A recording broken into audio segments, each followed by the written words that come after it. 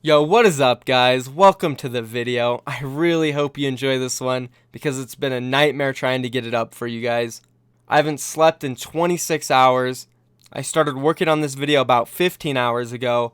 It took me about 5 hours to make. Then I spent 10 hours just trying to render it, and it just wouldn't render it no matter what I did. So here I am, 4 in the morning, haven't slept in forever, and I'm doing the video. I'm going to get it out for you guys. It was supposed to be a double upload yesterday, but Sony Vegas screwed me over, guys. I'm sorry. Please consider dropping a subscription on the channel. I upload Overwatch League content like this every single day. Also, slap a like on it, and let's hop into it. Today we're going to be talking about Undead, Shanghai Dragons, and Diya. There's a chance that both of them are not coming back to the Overwatch League, so we're going to cover that. Then after that, we're going to talk about the Houston Outlaws. Are they delusional? What's going on with their team? Why aren't they picking up a tracer? And that's it, guys. Let's hop into it, starting off with the Shanghai Dragons. So, Undead's been going through some absolutely crazy drama the past week. Apparently, he's been cheating on girls, and now they're coming out and exposing him. So, 5 days ago, one girl made this exposing post on Weibo. It's the Chinese version of our Twitter. And I'll give you guys a rough translation of the TLDR. She said this: "To be honest, this is also my fault. I choose not to break up with you after your first cheat. This leads to the second and third cheat. I'm always defending you, but your brutality is just out of my imagination. Alright, I can finally let myself go. That girl still has a boyfriend now, isn't she? Don't worry, you two can be together like forever till death do you apart. I'll be sorry if you two don't get married." She also implied that this girl that he cheated on her with is pregnant with his kid. Of course, there was a lot more, and I am going to link all these Reddit threads and posts down below so you guys take a look at them yourselves. But yeah, it didn't stop here. A day later, I think the girl that girl was talking about made a post herself, basically clarifying and sharing her story with Undead. The TLDR of this one is, Undead's first love had 2 abortions for him. She chose to have the third baby because she didn't have any choice left. Undead is not clean in any of her relationships. He kept cheating on them, keeps finding new lovers, and getting back with the old lovers. So it seems like a really messed up love triangle, or should I say like love hexagon, because there's so many girls. Undead hasn't been faithful to any of them. After the first girl came out, I was wondering if it was true or not. That's why I didn't post on it. But then the second one came out, started making me think it was true. And now Undead finally responded, which does confirm that these accusations of him cheating and just being a bad boyfriend are true. And in his response to all of this, he posted a letter to the second girl, the one who said he got the girl pregnant 3 times. And honestly, what sums this letter up is, "Baby, come back! Baby, come back to me!" I know, guys, my singing's amazing. Thank you, thank you. Like, literally, it's a love letter, like, trying to pull her back in. It's filled with him saying, "Oh, I loved you so much. You were so beautiful. Your smile. I made so many mistakes. I'm so sorry. The Overwatch League, it was so hard on me. 13 hours of training every day. It mentally and physically drained me. Give me another chance. Please, I'm so sorry." Just literally filled with stuff like that. He's begging her to come back. And I mean, honestly, bro, you probably should have thought about all of this before you cheated on all of these chicks. So you dug your own grave, and to kind of cop out and say the Overwatch League has drained you mentally and physically, you were doing this stuff before the Overwatch League, bro. I don't respect a cheater. So definitely a messed up situation for Undead, and Slasher did come on Twitter and tweet this earlier today after Undead's statement. Slasher said, "From what I've heard due to recent separate events, it is likely that Shanghai Dragons Undead does not return to the Overwatch League. There are also concerns regarding Diya." So yeah, it makes sense Undead is either removing himself, but as for Diya, I have no idea what's going on. He had to take more time off due to the family affairs back in China. And now Slasher is reporting that there is a situation where he possibly doesn't join back with the Shanghai Dragons. And this is very unfortunate for the Shanghai Dragons. Yeah, Undead probably doesn't need to be in the Overwatch League right now, but still, Diya and Undead were the top 2 performers for the Shanghai Dragons in Stage 1 and Stage 2. Without them, they probably wouldn't have gotten all the maps they did. And moving forward into Stage 3, they do have some pickups coming in, but still it's going to hurt missing their 2 DPS players. It'll be interesting to see what they do to adapt, and whether or not Diya will be coming back or not. But that's basically it for the Shanghai Dragons news, guys. Crazy stuff. Let me know in the comments what you think about it. Drop a like on the video, and let's move on to the next topic, the Houston Outlaws. And wow, do I have a lot to say about the Houston Outlaws, guys. So I feel the best way to begin this part of the video is to show you guys this tweet from Flame. He made it on March 16th, and basically everything else from here on out I'm going to say is going to tie back into this tweet. He said this: "Clockwork DMX Bishu on both opening fights on Volskaya to give us a clear condition on first point. and Jake goes 25-3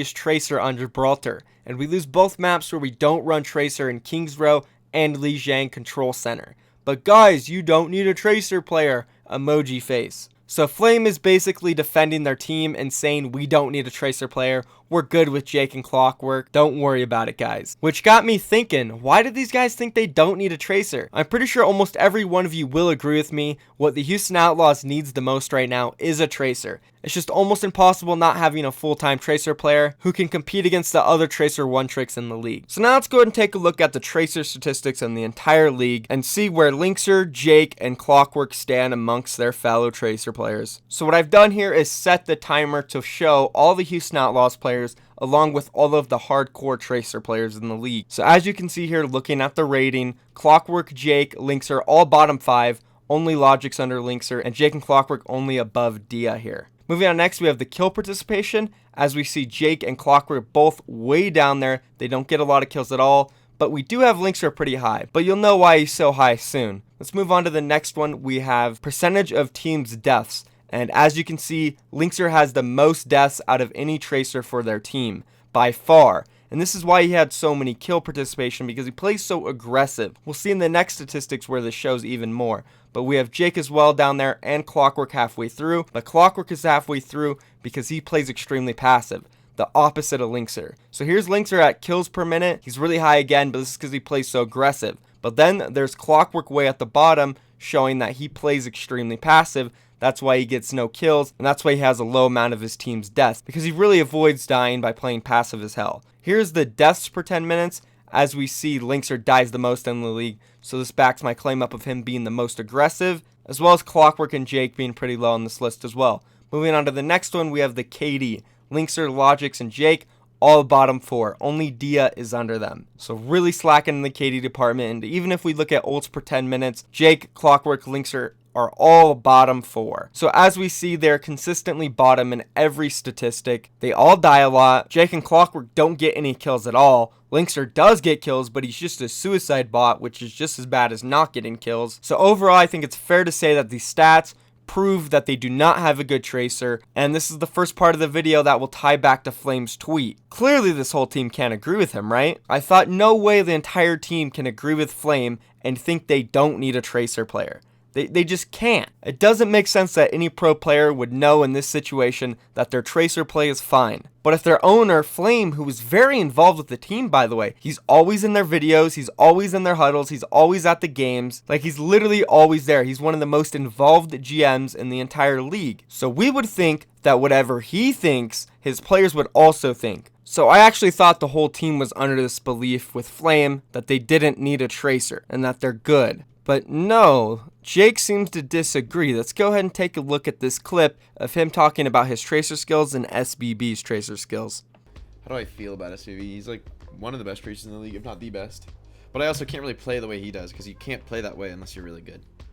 Like, you can't go for really aggressive plays unless you're actually good at that. You know, if you're not as strong of a player, that's just like a way to feed. So for me and Linkser, two players who are not natural Tracer players, it's like we have to adopt a style where we can be effective without being as mechanically talented as people who've played it for 2 years since the game came out, right? Like, we have, you know, about a month each experience of playing the character during Overwatch League while continuing to practice our other characters. So I think for us, it's like we have to adopt a style that allows us to be effective with the team and make the team effective, without trying to just like copy what other people do, because you can't really copy people unless you're at the same skill level as them. And obviously, people who played the Tracer since the game came out, the highest skill character in the game, spoiler alert, specialists are really good at. So Jake seems to fully understand the situation. He knows he's behind. He barely just started playing the hero a month before. He's competing against the best in the world who have been doing it for 2 years. Of course, he's not going to be good at it. So I guess him and Flame disagree, which I don't think is okay, because if your Tracer player right now is saying he is not comfortable, he cannot play this role at a high level, why do you still have him in there on it? Shouldn't you be going out and getting a Tracer player? But then I thought again, oh, it's okay. Maybe just Jake is the only one who disagrees. Linkser's probably comfortable. Clockwork's probably comfortable. The team overall probably believes in them, right? that's actually not true either. Let's go ahead and play this clip of Muma and Linkser in a post-match interview from last week talking about their issues with Tracer and some other stuff. All right, the next question is, what about this meta in particular is making this stage so difficult for you guys? We are not comfortable running Tracer. Yeah, I'm going to agree with that. I know some people are trying to say that that's not really our issue. Wait, what? Did he just say what I think he did? Did Muma literally just call out his own GM in this interview? No way. He can't be talking about him. Does Muma not know that Flame was on Twitter defending that they don't need a Tracer and they're completely fine and it's something else that's making them lose? But I think the lack of a very on paper strong Tracer specialist is what's really holding us back. And I know we have Clockwork for that role.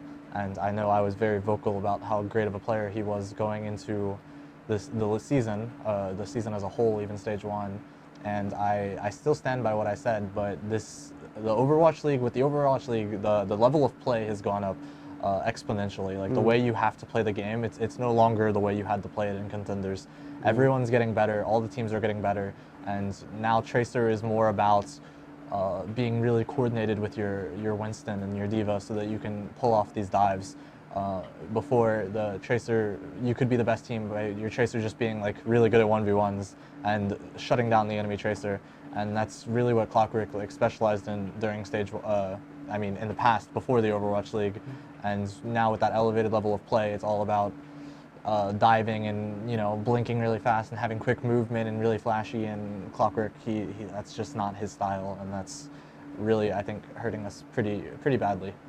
Oh wow, okay, so this is really good insight from Muma. He's telling us why Clockwork isn't so good in this meta, but then he kind of contradicts himself because he says every player is improving at a fast rate, everyone's getting better, you gotta stay up to date. Well then how come Clockwork isn't getting better? How come he can't play this playstyle? Why isn't he adapting? That is what he is being paid for. That's his job. He was picked up by this team as the Tracer one trick. Whenever Tracer's in the meta and you need to run Tracer only, he is supposed to step up and be the guy you need. But for some reason, he is not, and now we're in a situation where it's just not his meta, and we have to force Linkser and Jake, 2 players who have never played Tracer. Doesn't make sense to me. This really makes me question the addition of Clockwork on this team, and it makes me even question further, why the hell is Flame going around on social media defending their Tracers and saying they're fine, they're good, we don't need to get one, and then we have Muma here completely disagreeing with him on an interview. Only a couple days apart, by the way. Alright, let's go ahead and see what Linkser has to say now. Like for me, when I play Tracer, I've never played like the Tracer role in any successful team I was in. Like never. I barely even touched the character in before Overwatch League started. I didn't play Tracer at all until like stage 2 started, basically. So then I guess going off of that, a question that's been asked by like basically everybody is like, why does it seem like that problem is not really being addressed? Like, why does it seem like it's being ignored? It's not like we are ignoring the like not having like a top tier like Tracer player, but like practicing a Tracer and catching up to the league players is very hard, and we are trying hard. There's like only so much you can do in such like a limited amount of time when the games are so close together. Alright, so this is the part that I found the most interesting of this video, and also genuinely the one that made me the most confused. So we basically have 2 of the Houston Outlaws players here 100% acknowledging that their Tracer play is extremely bad, and it is the reason they are doing bad so far in this patch and stage. They've acknowledged all of our complaints and completely agreed with them. But what is the very interesting part that I don't understand of this video is at the end when they're asked, why are you guys ignoring it? How come you haven't said or done anything about it? And they respond with saying, oh, well, we're trying, it's just so hard. The situation, we're doing our best. Like, it was actually a cliche Dallas Fuel response. Like, oh, well, we're doing our best. You guys don't know what's going on. Don't worry about it. We're going to keep doing it.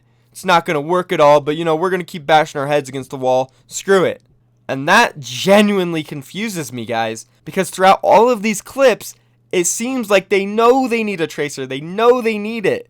But when they're asked about it, They say they're fine, but in a very weird way. It's like somebody in management behind them is telling them, oh, we're fine, guys. We don't need a tracer. We're not getting one. We're going to deal with what we got, even though all the players know and are saying that they need one. Now, I'm not blaming Flame. I'm not pointing out anybody specifically, but that's what makes sense to me. There's got to be someone behind the scenes in the management saying, we're not getting another tracer. We got to work with what we got. Make it happen, guys. Sure, it could be Flame, or it could be somebody in the coaching staff with them, or somebody even higher up. Tracer is the absolute biggest problem right now for the Houston Outlaws. We know it, their players know it, everybody knows it. But then they go and sign Arhan for some reason, someone who doesn't really play Tracer. Sure, he has a decent amount of time on it, but he's not somebody who's going to come in and save the day. He'll be put in the same situation as Linkser and Jake. So now I'm really questioning the decisions from the management of the Houston Outlaws. Either the players are delusional, or they're absolutely brainwashed or forced into believing that they're fine and do not need a Tracer.